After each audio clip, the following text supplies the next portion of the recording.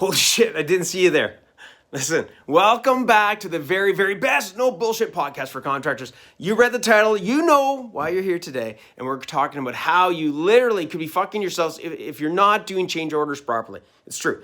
We're going to talk to two of my clients from Florida, Chris and Bradley, and how they literally lost $50K because they weren't collecting their change orders. Unbelievable, right? Hey, what if I came to you and I handed you a check for $50K, right? What would you say, right? The crazy part is that even your Class A clients could be completely fucking you if you're not setting boundaries around collecting your change orders and charging them properly for the time that you're actually spending on your jobs. It's a fact. And guess whose fault it is? It's not theirs, that's for sure. Now, put it this way. If you're not collecting your change orders, you're literally losing money to take a shit on your jobs. Geez, I'd better put down this coffee, okay? So, look, today we're going to be covering how to set up these change orders without disrupting a potential relationship with every client. Because if you're not careful, you risk not only making yourself and your company look bad, but losing your clients altogether when you decide to collect, okay? Look, I've been talking for a while now, and look, don't forget to like this video. If you're new, subscribe to the channel, and hey, wait a second. If you're new here, welcome to the best podcast for contractors. I'm super happy that you decided to click on this video, and I'm very confident that you're going to get value on any of these videos for that matter. So do us both a favor, okay? Subscribe to this channel. Make sure that you got your notifications turned on so you get a little ring and a ding, and every time we release a sweet little baby podcast with fuzzy ears and a big belly. And I'll see you guys on the flip side, okay? Don't forget, just a little bit of an update. We release these podcasts every Tuesday and Friday at 11 a.m. Eastern. So here we go. Let's rock and roll and load it. Until right now, this very moment, contractors have always been on their own, not as tradespeople, but being alone and knowing how to take their business to the next level. They call us working class, they call us blue collar. They say that we don't have the smarts to become the business owner that we're meant to be. That is such bullshit. You have the ability. You're more than any of that. The question really is, where do you get the insights that you need specific to contracting to systemize your business so you can get your profits to pay for your freedom? I'm Andrew Houston. I'm going to show you how to make more profits, how to get more control, how to get more freedom in the simplest, quickest way possible without any of that bullshit. Welcome to the No Bullshit Podcast for Contractors. Listen up, level up, and if you learn something, like the video, subscribe to the channel, change your business, change your life.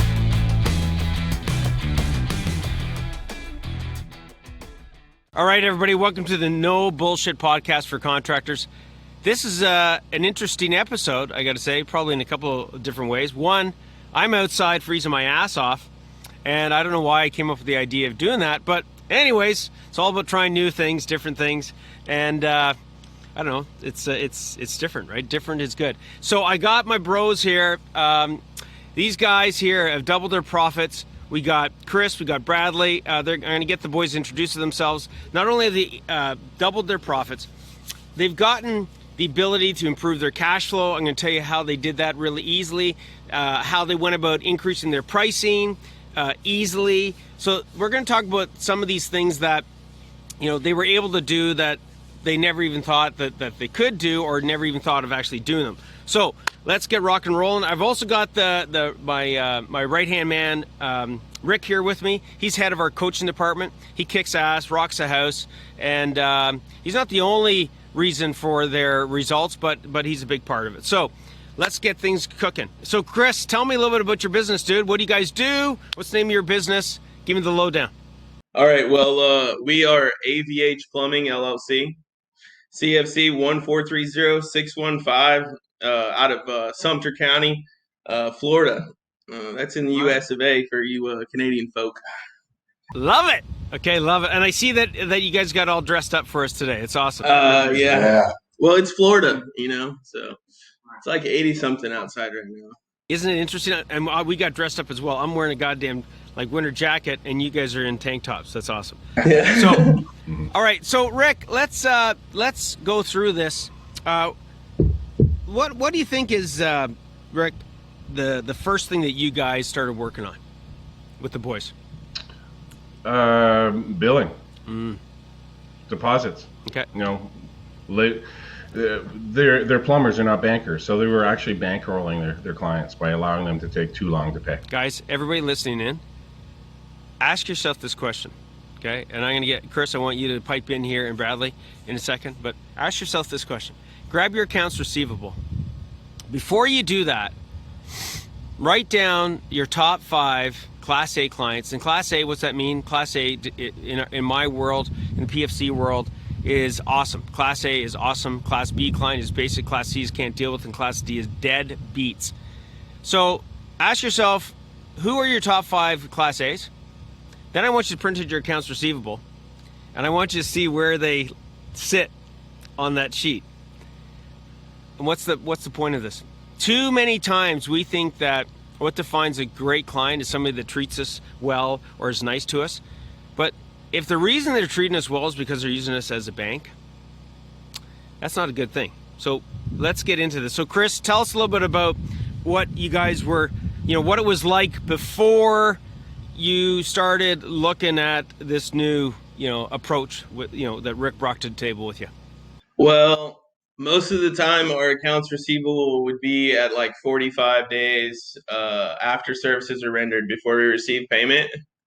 Yeah. And then a lot of times, it would take like another 5 additional days after that for the funds to actually go into our bank account. So most of the time we're basically funding people's projects for, almost a 60-day point. So we've already paid our suppliers, we've paid for the labor, and now we're waiting to receive our payment.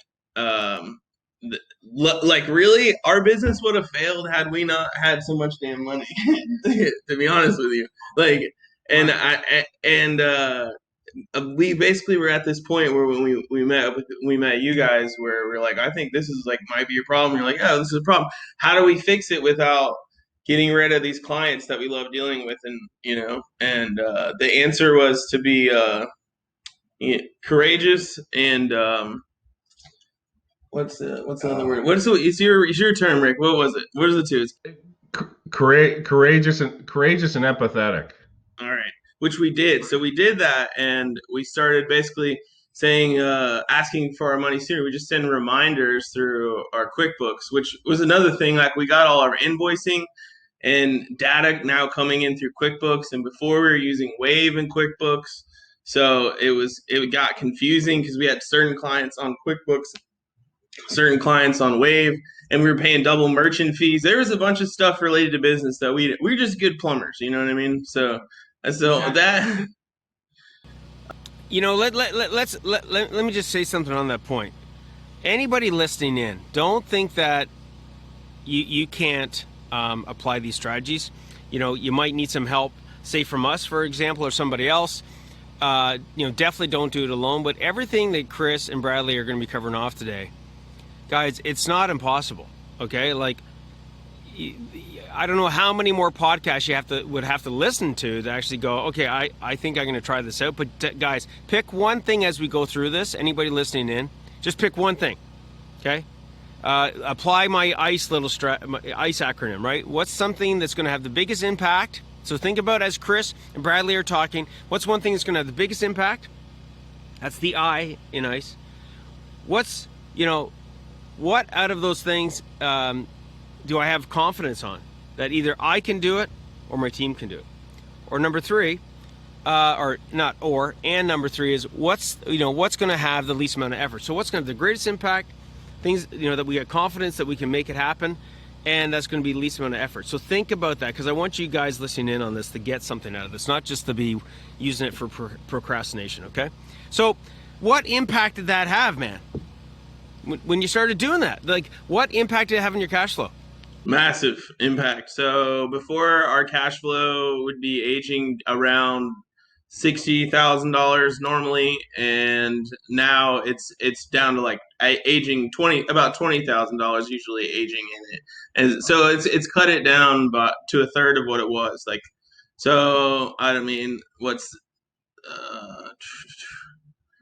75% faster cash flow, right? Is that? Yeah, exactly. And let me ask you this: does it make you look less professional or more professional? More professional. Because other people, this is one of the things Rick said. It made a lot of sense. If you had somebody do pretty much anything for you, you're going to pay the bill right then and there. It's COD, And we're like, just off the rip, any person, we're just giving them 30 days. Like, that's really kind of a terrible policy. It makes us look like we're hungry for work, when we're not. We're just being nice guys. Way too nice guys. That's like really what it come down to in a lot of places. Is we were letting the market take advantage of us as opposed to setting our prices fairly at what the market would bear, So, Rick, what do you say? Tell us a little bit about when you walked it through with these guys. Like, tell us how you convinced them to do it, or what some of the insights you want to share here. Well, it's your money. You shouldn't be you've done something, you got to get paid for it. And I just said the simple thing, you order pizza, Domino's isn't going to say, send me the money when you can. You got to pay that. You know the rules when you call up an order of pizza. They ask you on the phone, how will you be paying today? Check, cash, Visa, whatever it is. It has to be determined when you start that job how you're going to get paid. It's your money. It's your company. Don't let your clients run your business. Simple as that. I think I like you. I like both parts. I like Rick. I like to get your input on this, and I want you and Chris and Bradley to give me your insights as well. Here's the big thing, right? We can give these tactics, but if the mind isn't ready for it, it won't fucking happen. Okay, Bradley, what do you got to say to that? I mean, I think mindset's a big thing that has to do with it because, like I said, we came out trying to be like nice guys. I guess we were being too nice and getting kind of ran over. I mean, really, mindset has had everything to do in every facet of it, especially when it comes to, having the confidence to make some changes, evaluating which ones we can do, what's immediate, what has to happen, and just doing it, and. I mean, honestly, right now I'm trying to adjust my mindset. I was just on a time and team yesterday with my cousin and Rick, and instead of paying somebody to do virtual assistant work for me, I'm paying somebody to drive me so I could do the virtual assistant work myself in my vehicle with my mobile hotspot, my truck printer and shit. And it takes that group to be like, that's insane, dude. Do you see that? If you can afford to pay somebody to drive you, then you can afford to pay somebody to do that work for you.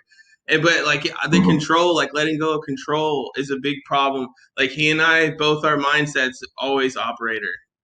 Okay, so let's just pause for a second. Pause. So let's come back to, we're going to go through these different aspects, and I'm going to come back to that one in just a second. I think one of the biggest mindset shifts I want everybody listening on is that you're worthy. One of the biggest reasons, we call this nice. It's not about being nice or not being nice. It's about running a business. That's what it's about. Okay, and the reality of the situation is that a lot of contractors, a lot of owners, they don't want to collect on accounts receivable. They don't want to ask for their money sooner, right? We'll get into charging what they're worth, but they're not confident. I'm not saying this was you guys, but in a lot of cases, they're not confident to ask what they should be asking. And so, I think that's a big deal when it comes to your mindset. You have to, especially when you're not really sure of what's right. All you know is, well, I've got money in there. I'm looking at my accounts receivable. We've got money. Okay, well now I need it. Now we need to get it in. Not that we need it, but you have to do it. It's not, don't be afraid to ask, and most of the time they're all on top of it, depending on who you're dealing with. But also that helps you determine, who's that type A client you want to deal with, who's that B client you want to deal with. If they're not wanting to pay you for 45 days, well, probably not going to work for you again. Yeah. That's you want the ones that are going to be responsive to how you're talking. We just demoted one of our longtime clients from an A client to a B client because of that fact that they take 60 plus days to pay us. See, too many times we think, and we'll move on to another one. Again, I want get your thoughts again, Rick, before we move on. But here's the thing: even on Class A clients, a lot of times we'll be like, "Man, I don't know if I'm worthy enough." Versus the other way around. Like, I'm the owner, I'm providing a service, and this honestly, this is how I feel at Pro for Contractors. I'll be straight up with you. I'm like, anybody that's part of this group, you're fucking lucky. And people are like, what? Yeah, you are. You are absolutely lucky. And people are like, okay, why would you say that? Well, I don't know. You can do it the way that I did, 10 years of fucking hell, and try and figure it out. Or you can have a call with Rick and like, there you go, abracadabra. Like, you still got to implement it, but it's like, oh my God, I got this group that I can, that are basically going to tell me, hey, no, you're crazy. Do it this way, right? Rick, what do you say to that? Well, it's 100% true that it's a privilege to be a part of the group. And it's a privilege to have the group, like Chris was just saying about how the group helps. And taking what I loved about Chris and Bradley is it was like playing catch with the dog. You throw the ball out, they'd run off, they'd bring it back and say, okay, what's next? And they'd go off and they do that, and they come back. And then I would check in on them, like, where are you guys? What's going on? What are you doing? And they say, oh, we're doing this, we're doing that, we're doing this, we're doing that. And what they did is all it took was somebody to say, you guys are worthy of what you're doing. Mm-hmm. It's your freaking money. Mm-hmm. Go do it. And they said they listened to anything that was said to them. They said, yeah, let's do it, guys. Fucking awesome. Right. Let's go. Let's implement. Awesome. Okay, well, let's move on to the next one that they went and caught the bone with. Okay? You know, what's that AC/DC song? Giving the dog the bone, right? Anyways, that's a whole different thing. Sorry, I delete that. Yeah. Sorry, that's bad. So, what's another thing? Give me another thing that the boys worked on, Rick. They worked on back costing. They worked on costing out their jobs, knowing what they should be charging. Because like a lot of contractors, I mean, you said that before when Chris mentioned it earlier. It's like, well, we're doing okay. I think we got lots of money, but you didn't really know. And how much they should be charging. So just doing something simple, and it was a tool that came through Profit for Contractors.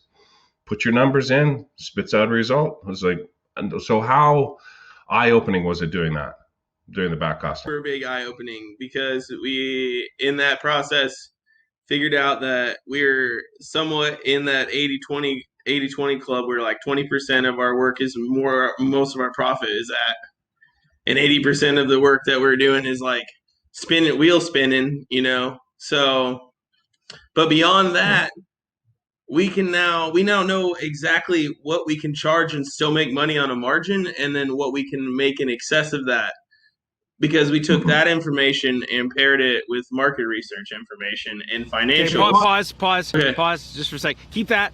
Okay. How much money do you think you lost with that 80%? I don't want to think about it.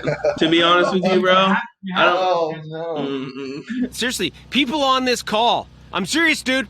People on this fucking call will be like, oh, I don't know if I got time to do back costing. And let me go get my calculator, okay? Yeah. Okay. You know what they'll do, Bradley? They'll go, yeah, you know, I might have lost a couple $100 on that job. But what they don't put into the picture is, okay, 12 months of that, times another freaking 1,000 jobs, times you've been in business for 5 years, and people are like, what? I'm like, yeah, that's how much fucking money. You like bales of hay of money, and you're fucking burning it, and you're going, where's all my money? Well, there's a pile over there that you already burnt. So what do you got? $54,000 we lost because we didn't do that in the beginning. In what period of time? I don't know. Only a few months. Only a few months. Okay, so guy, everybody listen in on this, okay? In like 3 months, roughly 3 months time, we lost out on $54,000 that we could have made if we would have been back costing and price checking, doing all the stuff that's like stupid easy, like it's like nuisance stuff, basically. Anyone can do it. What would you do if I fucking gave you a suitcase of $54,000? What would you do? Oh, I'd take a vacation. Yeah. Take a couple days off. Rick, how many new PFC family members come in and they don't do this? Ricky, baby. There are a handful that don't do it, but the vast majority that do it mm-hmm. are blown away by what the numbers don't lie. No. I mean, what I meant was, like, when they come in, how many of them are actually doing this back costing? They're not. Oh, doing it? No, none of it. Anybody that comes in is not doing back costing. They have no idea what they should be charging. They have no idea where they're losing money or where they're making money. Huge. Okay, so guys, everybody listening in, we've only touched on two things, right? They dramatically increase their cash flow. With what, 100 strategies? No, like one strategy. Okay. Now, is there other strategies? Yes, but I will only just mention one. Okay. They significantly increase their profitability.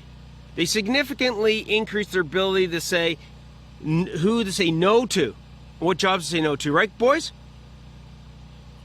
That's even more important to a certain degree than what to say yes to.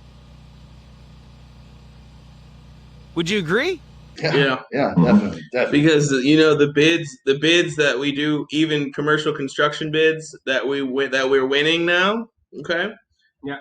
We're making good profit on those, as opposed to being in those 80% category that they used. Commercial construction jobs were in that 80% category for 2020.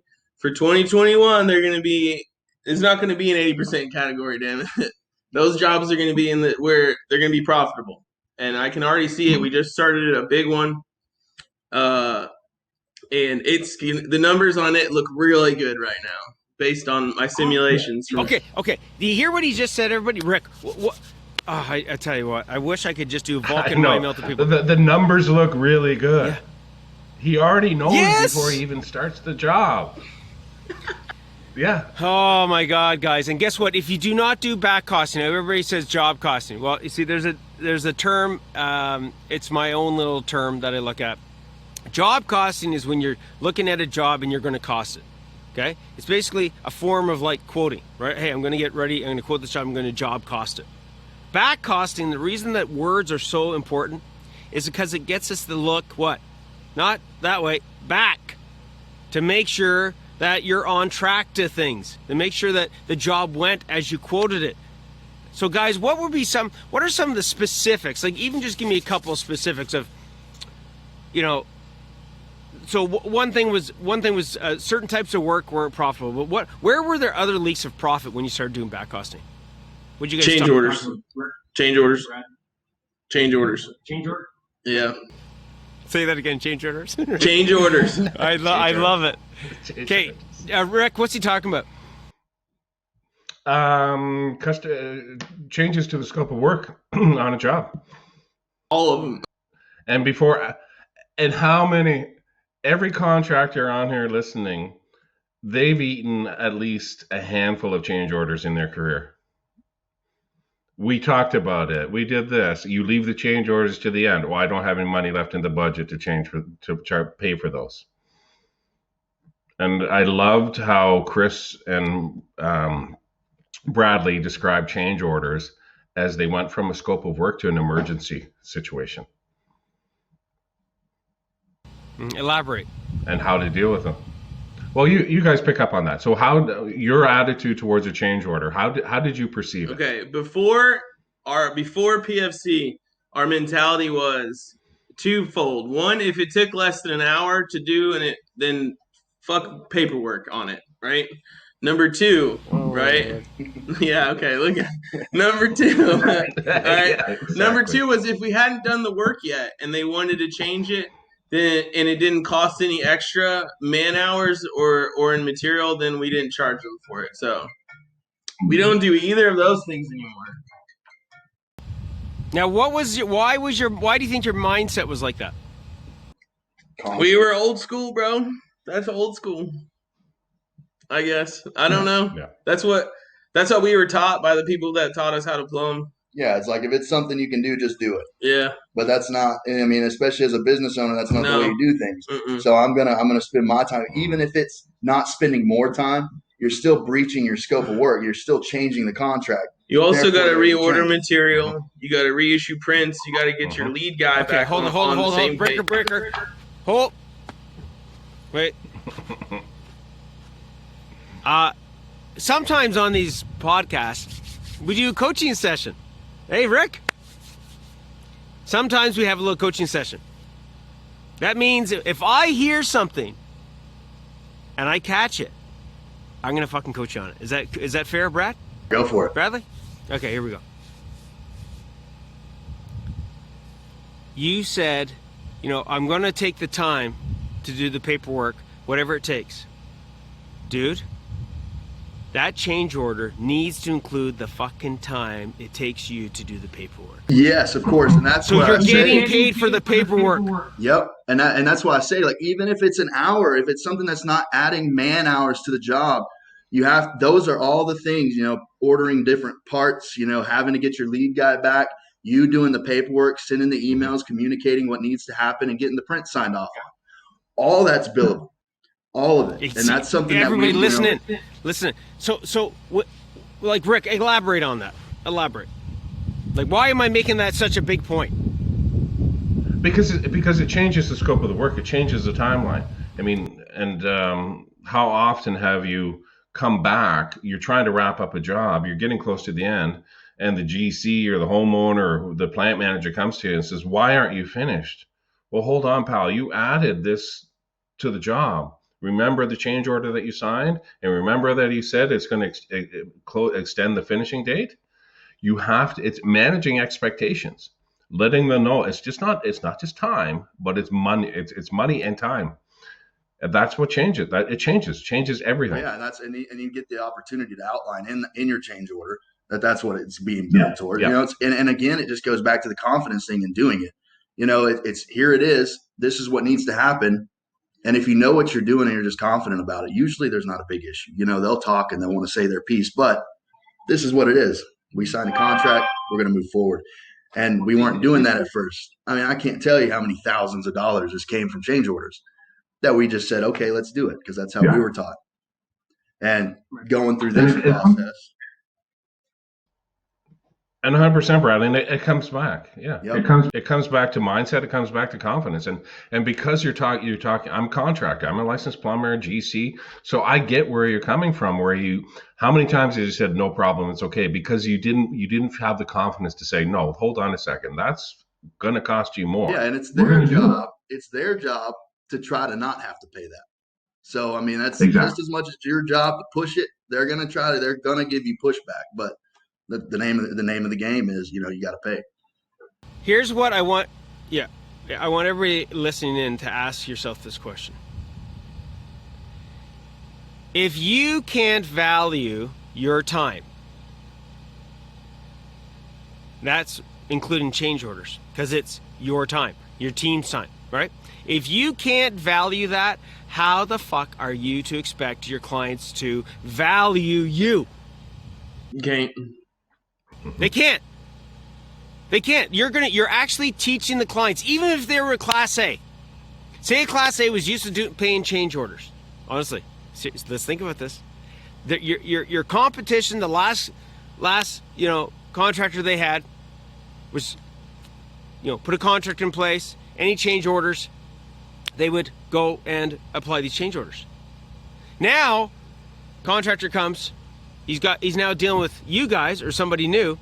There's no notes taken. There's nothing documented. It's like, oh yeah, no problem, man, no problem, no problem. Do you think that's going to give confidence to the client?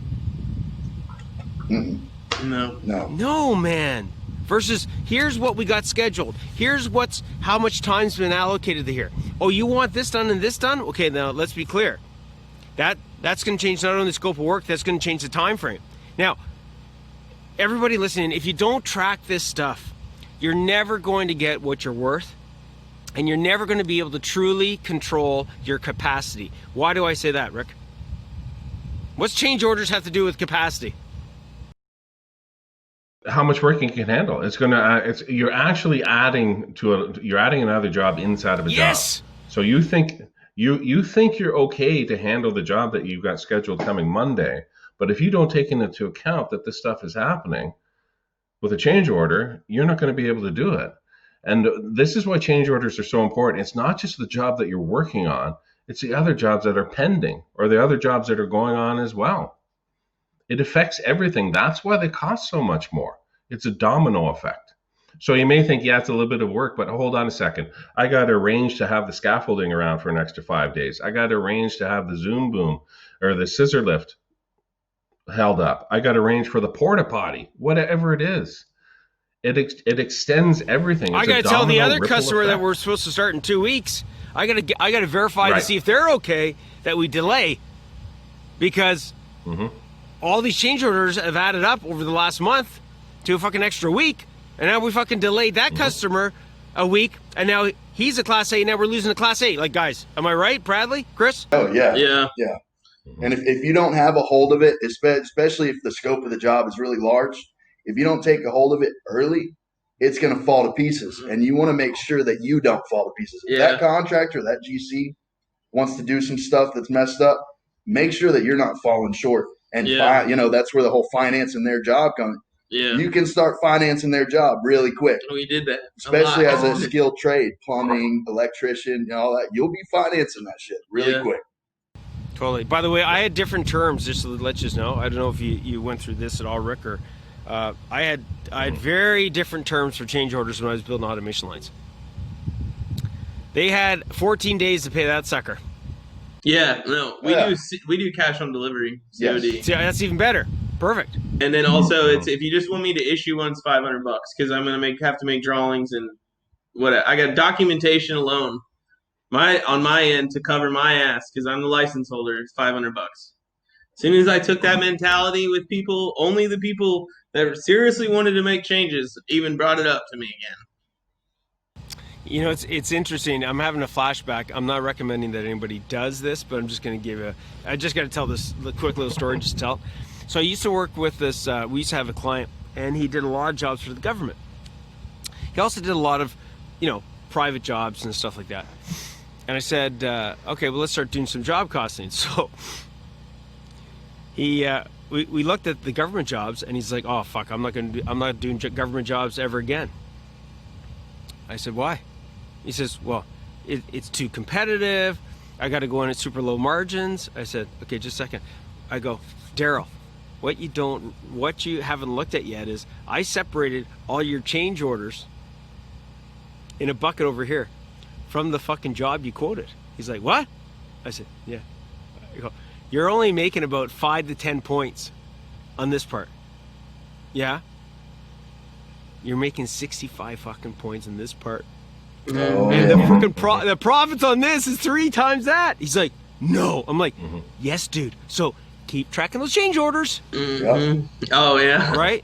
Because government, right? They're like, oh yeah, just put that in. I'll check. I know, move that wall. Okay, can you move it again? You know what? You got to move it at least 3 times. Hey, Why? Because hey, we got to do it 3 times, right? in Florida, there's a group of Indians from the Commerce Class family, Patel, and that's how they build everything. Tear it down, start over again, new wall here. Let's redo the whole first floor, as a matter of fact. That's what we're dealing with on this hotel, the hotel that we've been working on for over a year now.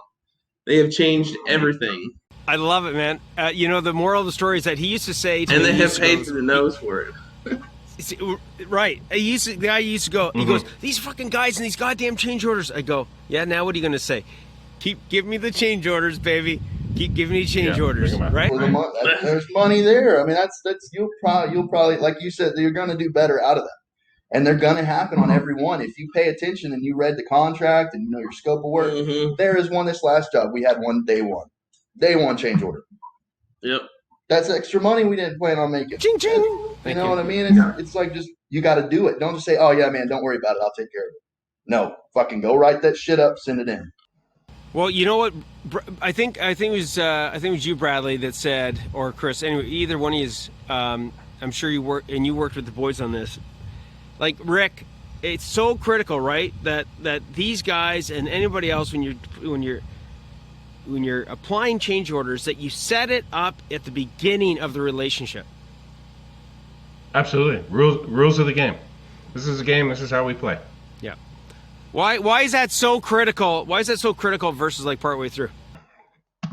Expectations. Yes. You know the rules. And change work order, and there has to be, when a change work order comes to start, there's a certain person that has to be directed to it. You're not going to go talk to the guy pushing the broom and get him to do something. You got to come to the right person to get it done. Well, you get a sign off. You got to sign. Fucking right. Absolutely. Yep, absolutely. Okay, perfect. What's another thing, Rick, that the boys did? Well, all right, folks, I cut that one short. Look, you'll see the rest of that one on Friday, where we're going to talk about how these boys ended up increasing the prices without losing any clients, and as a result, working less hours and making more profit. I mean, truly a killer situation that everyone watching this should be aiming for. But yeah, man, wow. Look, I love making these podcasts. Almost as much as I love hunting. And by the way, if you didn't notice, I was out in the bush when I shot that one. I've been trying to nab myself a doe hunting with my son up at the farm. It was freaking cold as hell, but you know what? It's worth going through a bit of struggle to get what you really want. You know, kind of like owning a contracting business, you know? You have to suffer a little, but you're doing it for a reason. You know what I mean? You know, to be better. To get better profits that you deserve and not have to work so hard for so little.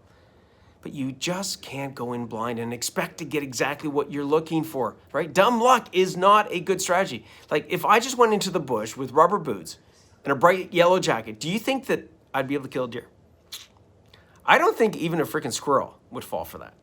Look, I can make analogies all day. The fact is that this is what a lot of y'all are doing in your business. You know, you're going in blind. You're doing things the old school way because that makes you tough. That's just the way that things were done, right? Wrong. That actually makes you fucking weak. I don't mean to be harsh here, but learning new things sometimes is hard. You know what's even harder? Not knowing what you need to learn and spinning circles, wasting money, getting into debt for something that you don't know how to grow. Anyways, that's enough out of me for this one today, okay? If you like this video, don't forget to hit the like button, subscribe to the channel if you haven't yet. If you have any comments or if any of this resonated with you, share it with someone that you know who would get value out of it. That'd be great. Or who needs change, right? Like, that's it with their business. And if you want to take the next step and actually move forward, I left a link in the description below this video that will bring you to an application. And it's an application to apply for the coaching with us. With me, Rick, the entire team of coaches who have their own qualifications that can help you, no matter what your situation is with your contracting business. We'll book you in for a quick call, 15 minutes or so, with a fit finder coach to see if it's a fit. If it doesn't necessarily fit, then that it doesn't fit. It doesn't have to be coaching. If you can't afford that, we also have some killer programs that all my clients have used called the Profit Plan Accelerator. You guys can find it on the website. We'll walk you through what's included in it on the call. Look, everyone you see on this podcast has stopped procrastinating. They've booked in a call with us, and it's gotten them insane results. So if you think it's bullshit, then good for you. Don't book in a call. It's really simple. Be the guy or girl who forever runs their mouth in the comment section. Seriously, go ahead. Be my guest. I probably won't be reading it because I'm too busy helping people and leading my team. Anyways, if you're interested, click the link in the description, take the application. Again, 10 questions, book in, show up for the call. We'll get you on the road to success that you freaking deserve. So this is Andrew Houston, Profit Contractors, bringing you another A-grade zero bullshit podcast, okay? Don't forget, we release these podcasts every Tuesday and Friday, 11 a.m. Eastern. Peace out, man. Later.